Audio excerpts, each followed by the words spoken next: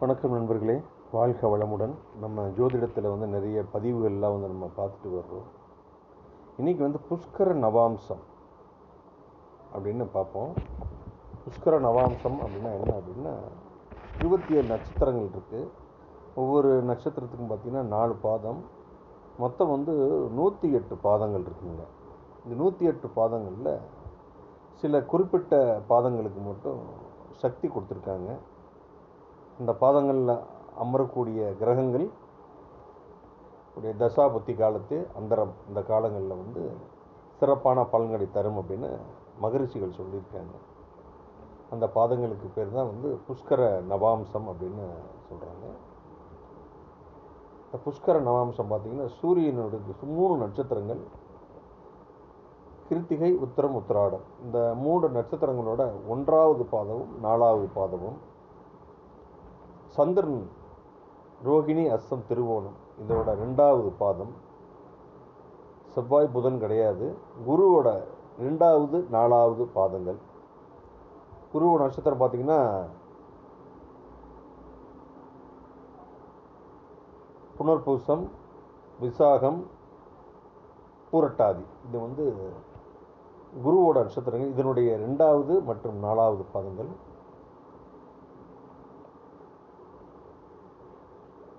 சுக்கிரனோட 3வது பாதம். சுக்கிரனோட நட்சத்திரம் பார்த்திங்கன்னா பரணி, பூரம், பூராடம்.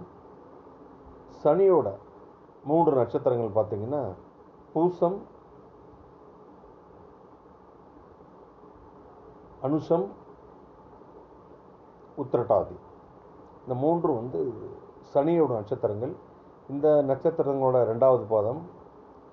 கேதுவுக்கு புஷ்கர நவாம்ச பாதங்கள் கொடுக்கப்படவில்லை. ராகுவோட நட்சத்திரம் திருவாதிரை, சுவாதி, சதயம் இதனுடைய 4வது பாதம்.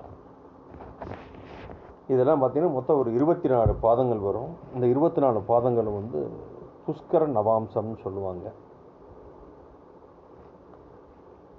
நீங்கள் உங்கள் ஹாரோஸ்கோப் எடுத்து பார்த்தீங்கன்னா கிரகங்கள் இருக்கும்.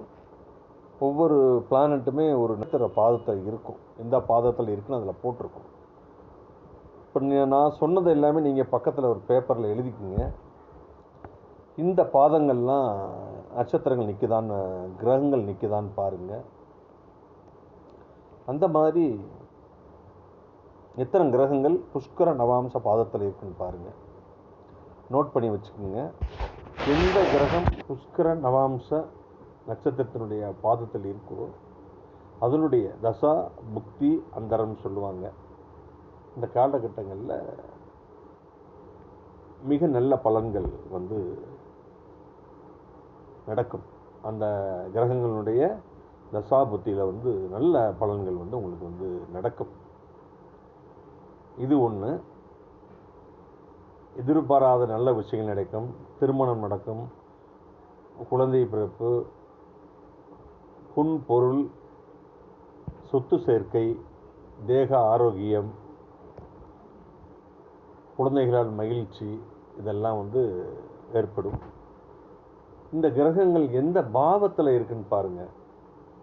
1வது பாவமா, 2வது பாவமா, 3வது பாவமா, 4வது பாவம்னு பாருங்கள். அந்த பாவங்கள் சம்பந்தப்பட்ட நல்ல விஷயங்கள் நடக்கும்.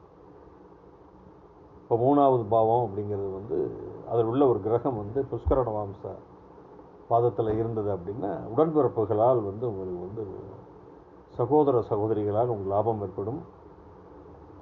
இளைய சகோதர சகோதரி